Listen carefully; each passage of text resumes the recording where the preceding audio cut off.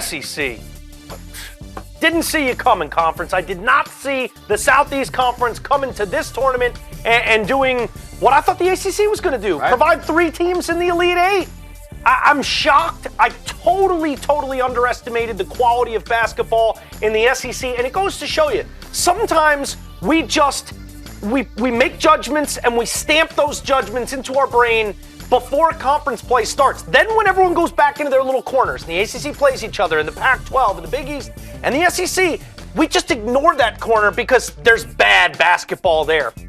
Maybe it's not as good as the ACC after all, but they showed up a hell of a lot bigger than any conference, especially compared to expectations. Frank Martin, South Carolina, I see you. The defense you're playing right now, unbelievable.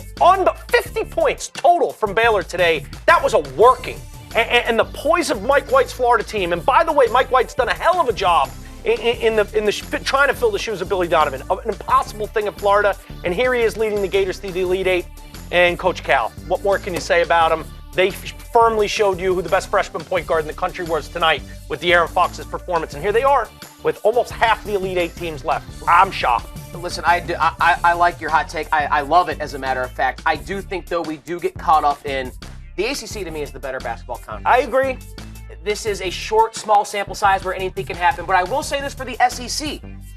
There's a lot of good athletes in that conference. Yes, there is. There's just a lot of good athletes in the southeastern portion of the United States of America. That's where the most a lot of sunshine, a lot of kids playing ball outside. Baseball, basketball, and football. A lot of it comes from that part of the country. And think about how this conference has upgraded its coaches in the past few years. Not only Coach Cal, even though Coach Donovan left, Mike White's obviously a very good coach, but you add Frank Martin, you add a guy like Rick Barnes going to Tennessee, even though they haven't made the dance. Bruce Pearl, Avery Johnson. Bruce Pearl, Avery Johnson, Coach Holland down at Mississippi State. So there are some really good and proven coaches who now can get their hands on that great talent and athleticism that lies in the SEC, and you never know. If you get hot at the right time, like these 3 teams have, you can make a run in the dance.